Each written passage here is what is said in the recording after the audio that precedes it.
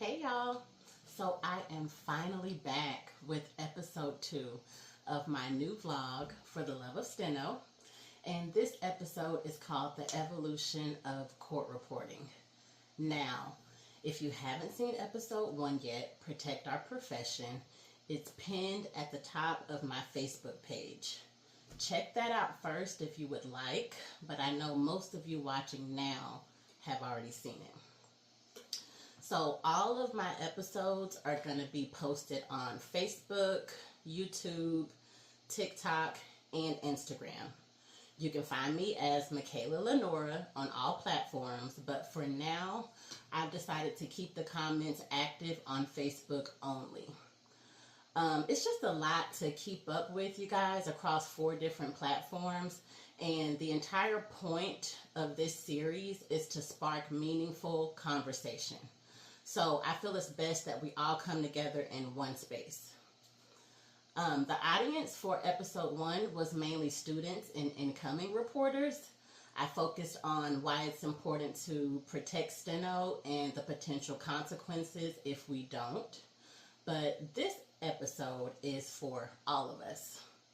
Every working court reporter, no matter the method. Right after I finished filming episode 1, I knew exactly where I wanted to take this next. A few folks weren't too happy about some of the things that I said, and honestly, you guys, I expected that. That's why I prefaced the video the way that I did. But still, I want to take a moment to apologize to those that I did offend. That was never my intention. I never want to belittle anyone. I'm just deeply passionate about this work, and I know sometimes that passion can come across intense and it can be taken the wrong way. So after episode 1, I made it a point to sit down with a few talented and hardworking voice writers, not to defend myself, but to listen, to truly understand their perspective, because I believe the only way we can move forward as a profession is through mutual respect and understanding. So my prayer with this episode is that it helps bridge some of that divide. So let's dive in. Thank God we have a well-documented history through books, letters, interviews, archives, and even museums. And the main source I'll be drawing from today is one of my favorites. It's called Guardians of the Record, The Origins of Official Court Reporting and the Shorthand Writers Who Made It Possible by Herbert C. Hallis. He's an attorney and a retired instructor from upstate New York. And Mr. Hallis, if you ever see this, thank you so much. This book was actually gifted to me, and it is a true gem. I encourage every court reporter to add it to their collection. I'll also list additional sources at the end of this video because I don't want anybody thinking that I'm just making this stuff up. I saw some of the comments on the last video and I'm like, I'm not just making this stuff up. So stay tuned. In the credits at the end, I will list all of my other sources. But yeah, let's get into some of this history. So, one of the oldest professions in the world, shorthand, traces its roots to the ancient scribes. It was the creation of writing that allowed societies to preserve knowledge, improve systems, and build civilizations. We can trace shorthand all the way back to the 5th and 4th century BC. The Greek historian Xenophon used scribal abbreviations to document the memoirs of Socrates. Then, around 63 BC, a former slave named Marcus Tullius Tiro invented a Latin shorthand system called Tironian notes. His master? The famous Roman philosopher Cicero. These notes were used to record speeches in the Roman Senate and remained in use throughout the Middle Ages.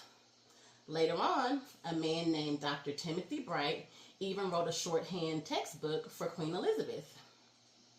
And those were just a few examples, but there were hundreds of shorthand systems used throughout history, but none revolutionized the art like Pittman phonography. In 1840, just before the Civil War, an Englishman named Sir Isaac Pitman developed his system called a Manual of Phonography. It was a complete phonetic writing system, and phonography literally translates, you guys, to sound writing, writing by sound in Greek. Pittman's goal was to reform the British class system. He wanted to make writing more accessible to the lower class, which was the same mission that this guy had, Stephen Andrews, who actually goes by Pearl. So for purposes of this demonstration, we're going to call him that. Pearl was an attorney, an abolitionist, and a former slave owner from New Hampshire. After moving right here to Houston, Texas in 1839, he began working to abolish slavery in the Republic of Texas because, as we all know, back then, Texas was its own country at that time. But of course, Texans reacted violently to Pearl's efforts. So after being driven out of his home, closing his businesses, Pearl traveled to London to raise money to buy slaves and free them out of Texas. But while he didn't raise the funds that he had hoped for, he left London with something else, and that was Pittman's phonography. After speaking at the World Anti-Slave Convention in London, a stranger gave him a pamphlet and asked him to teach shorthand to Americans. Pearl immediately saw the potential. It was a new way to educate both enslaved and poor illiterate whites. Which, let me just do a side note really quick. Knowing this profession was created with my people in mind during a time of anti-literacy laws makes me even more passionate about my love for STENO.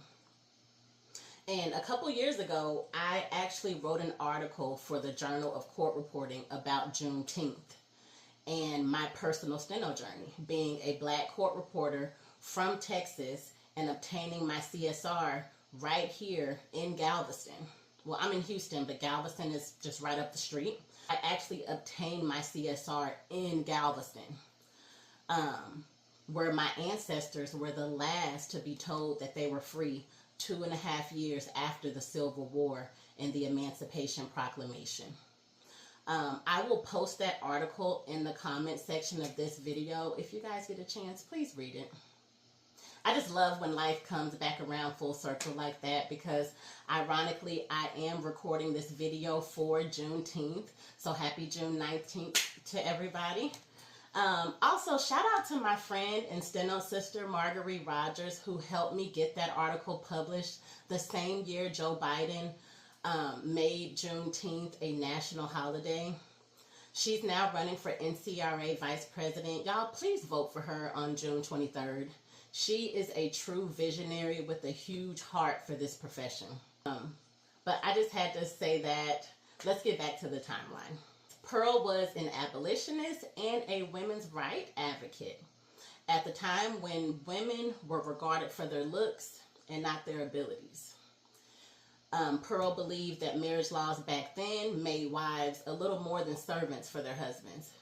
He created a free love movement and co-founded a social club with this gentleman, Mr. Edward Underhill, who was also a Pittman shorthand writer and who would later become known as the father of official court reporting.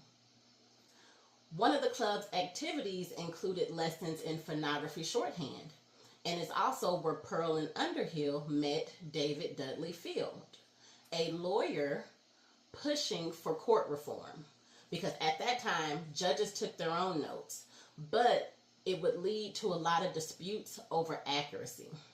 So Underhill wrote the law that David Field helped pass on April 16th, 1860, giving New York City the right to hire stenographers.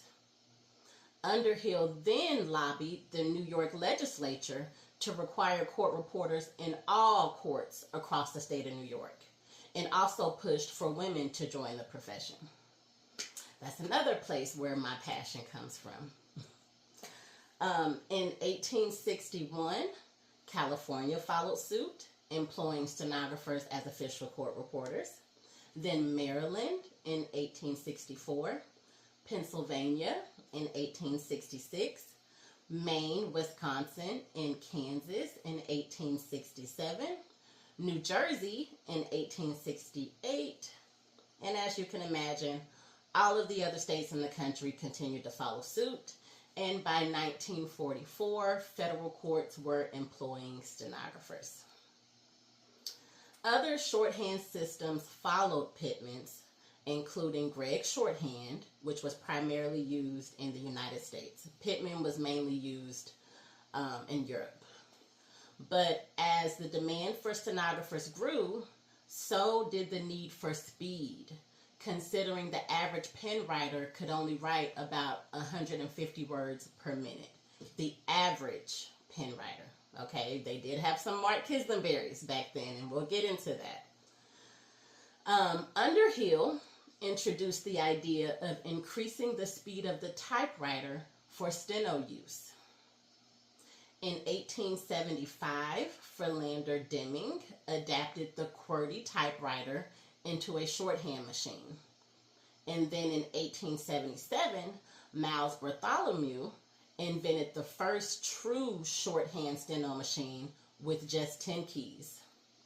Now, let's clear up a major misconception that I've been hearing a lot. Most pen writers did not resist the steno machine. Let me repeat that. Most pen writers did not resist the steno machine. Pen writers were recruited, trained, and transitioned to using the steno machine. And not only that, they created machine theory. Yes, machine theory is literally mimicked. It's just like translated from writing to machine. And not just any pen stenographers. Some of the best in the industry at that time. People like Martin DePraw, Nathan Barron, Marie Prescott transitioned from pen to machine and even contributed to the creation and teaching of machine theory. And I want you guys to look these people up, because Nathan Barron, he is in the Guinness's Book of World Records. He could write 350 words a minute with the pen, 99% accuracy. And he transitioned to machine shorthand and taught others, bridging the gap between the two methods. Machine theory is based off phonography 100%. They are our founding fathers.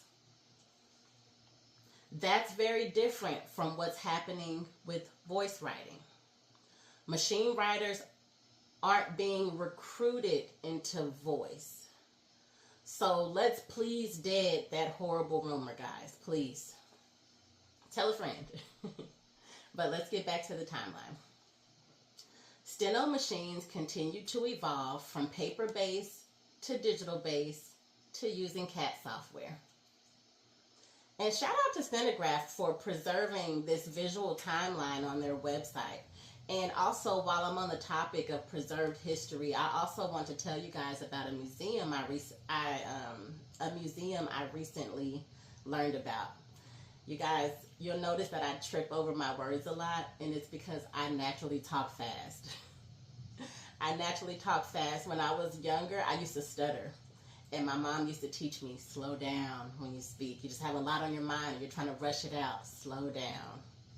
So I apologize if this video is long too. I'm going to try to make it short, but I really want to make sure I enunciate what I'm saying. But yes, there's a museum and it is called the Gallery of Shorthand. It's located in the Federal Courthouse of Long Island, New York. And it's founded by a gentleman named Dominic Tercey. So if you're in the area, check it out. I definitely want to check it out one day. In 1899, NCRA was founded as the National Shorthand Reporters Association. So back then it was called NSRA. And in 1937, the NSRA administered its first nationally recognized certification program for court reporters. It was called the Certificate of Proficiency back then, but today it is called the RPR. During World War I, STENO machine writers documented the war effort, and as men went off to fight, many women actually stepped into their places. In 1940, a Gregg shorthand writer by the name of Horace Webb invented the STENO mask to enable speech recognition transcription in noisy settings. And then by World War II, well, actually in the middle of World War II, voice writers started to serve as well. So machine and voice served during World War II.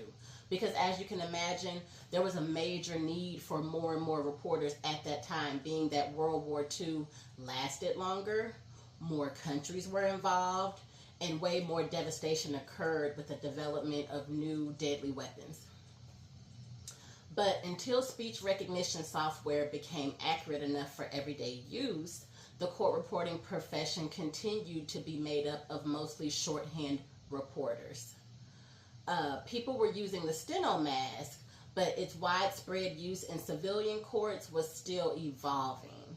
And a couple decades after World War II, the National Verbatim Reporters Association was born, NVRA, and that was in 1967.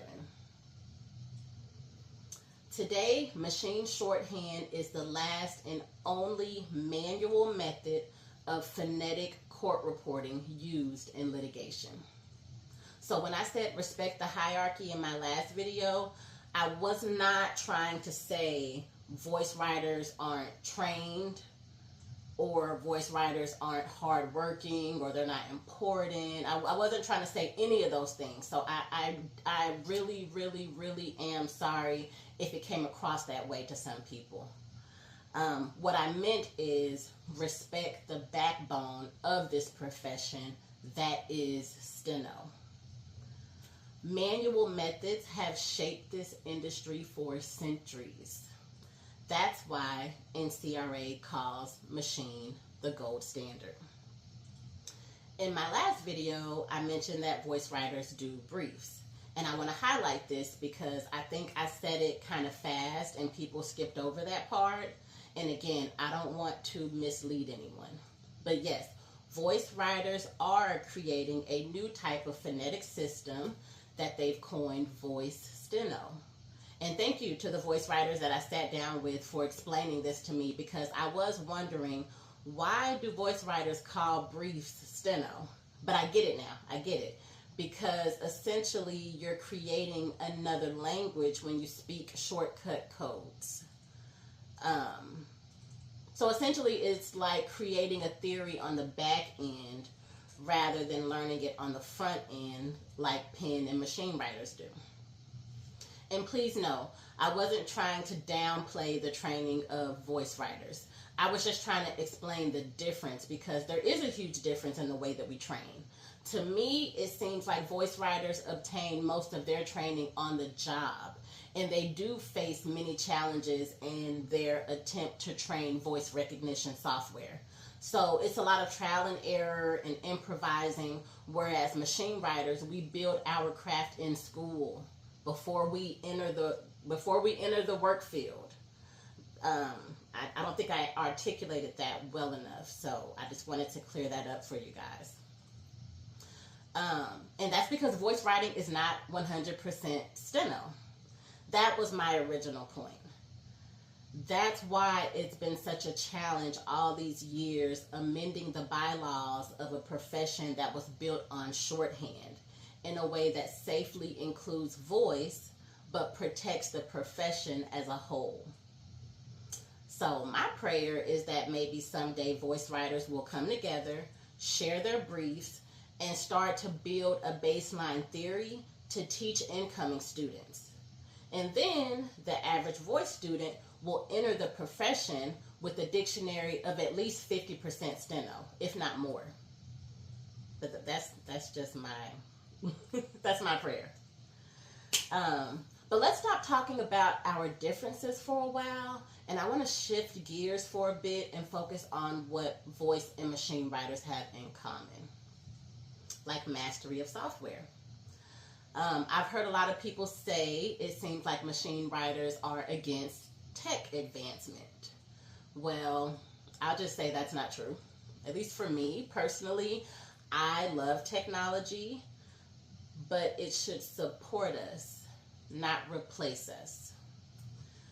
In the 1970s, CAT software revolutionized the court reporting industry. Before that, court reporters manually transcribed paper notes or hired someone to do it. No internet, no shortcuts, just dictionaries, phone books, and encyclopedias. Which I can't even imagine working back then, guys. I love Google way too much. So shout out to all of our veteran court reporters. You guys are thebomb.com. As a matter of fact, if you were working back then, comment. Leave us a comment so that we can love on you. I absolutely love meeting older court reporters. I love picking your brains. I love history, obviously. So yes, leave a comment, introduce yourself so that we can love on you a little bit. New digital machines and voice technology kept evolving, and by the 2000s, voice writing was finally recognized by more states. Even though the STENO mask has been around since the mid-1900s, voice was largely limited to freelance work until very recently. In 2008, NVRA started its national certification program. Post-COVID, states like Texas and California, the largest states in this nation, have started to recognize voice writers as association members and court officials. And I think there's only like 2 or 3 states left at this point that are still giving pushback, but I believe that will eventually change. NCRA and NVRA have remained separate, and it makes sense. NVRA supports voice, and NCRA supports machine. A few weeks ago, someone asked in a Facebook group, what's the difference between NCRA and NVRA? Well, that's the difference.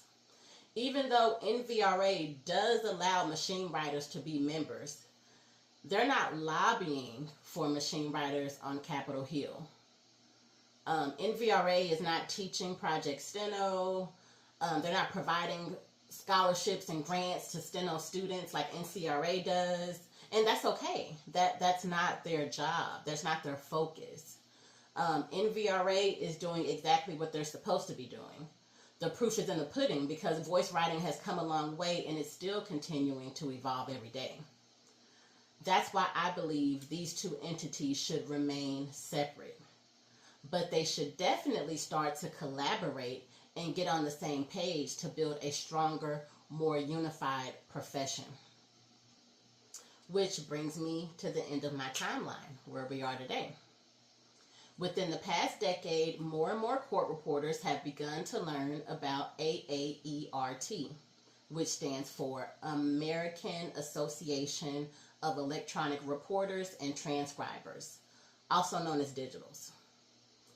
And no, digitals and voice writers are not the same. And I apologize if anybody got that impression from episode 1. From my understanding, digitals are more like transcriptionists. They aren't verbatim writers. They cannot do real time. I just wanted to clear that up. I don't know how some people got that from my video. But no, that's not what I was saying, guys, at all. Please, no. In 2022, California passed a bill authorizing the Court Reporting Board to license voice writers, which we all thought would help fill the major shortage, right? But just 2 years later, in 2024, Los Angeles, one of the largest metropolitan areas in the world, started laying off court reporters because of quote unquote budget cuts and started using electronic recording in their courtrooms. So as of now, LA is only required to use court reporters in juvenile and felony criminal courts. And Texas has 2 bills pending attempting to move in the same direction, which brings me back to what prompted my initial video in the beginning of this entire vlog series. Now, what can we all do at this point regardless of method? Well, first, we can all stay informed about the politics of court reporting. Secondly, we can all learn about the history of this profession and understanding how to protect it and listening to one another, like I had mentioned before, mutual respect and understanding. Listening to each other's perspectives and getting on the same page. Serve on your local and national committees, of course, always. Embrace software updates. I know a lot of court reporters, regardless of method, they give pushback to staying up to date with your software. Use your software to its fullest potential, guys. Automatic indexing. If you're not automatic indexing, figure it out off the record. Go learn how to do it. Take some time. Hire somebody to teach you. Use those block files. When you are filling out those include pages, your cover page, your appearance page, your index page, your certification page, we call those include pages, I'm sorry. That shouldn't take you more than 5 to 10 minutes. 10 minutes is too long if you ask me, but I'm giving grace. It shouldn't take you longer than 5 to 10 minutes to do your include pages. If it's taking you longer than that, that's something that you should be working on off the record. Practice and develop briefs regularly. That goes for both methods. Learn how to use macros. It will make your job easier on the back end. It will. And most importantly, offer real time to your clients. I know a lot of court reporters don't want to hear that. I'm sorry, y'all. But seriously, explain to attorneys and judges what it is and how it works, because quite frankly, they don't understand what we do. They don't understand everything that we offer.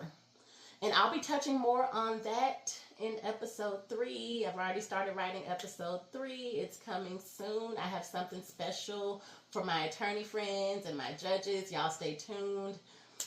It is coming soon, and by coming soon, I mean within the next few months, because y'all know I'm a working reporter and I be busy. But I have started writing it, and I got y'all. But yes, if you're not certified, even if you're not certified in real time, focus on real-time accuracy.